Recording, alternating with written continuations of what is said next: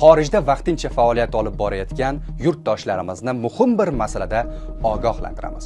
Ish faoliyatingizda o'zingiz bilib bilmay jinoyat ko'chasiga kirib qolmang.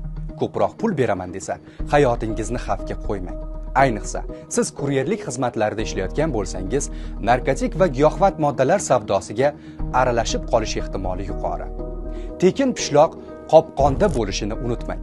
Atrofingizda ming xil odam, ming xil maqsad bilan yuradi. Sizning maqsadingiz halol pul topish, tajribangizni boyitish, mamlakatga qaytganingizda esa bilim va ko'nikmalaringizni mahallangizda qo'llash. Esingizdan chiqarmang. Butun dunyoda narkotik va giyohvand moddalarni sotgan yoki yetkazib bergan shaxslarga jazo juda qattiq.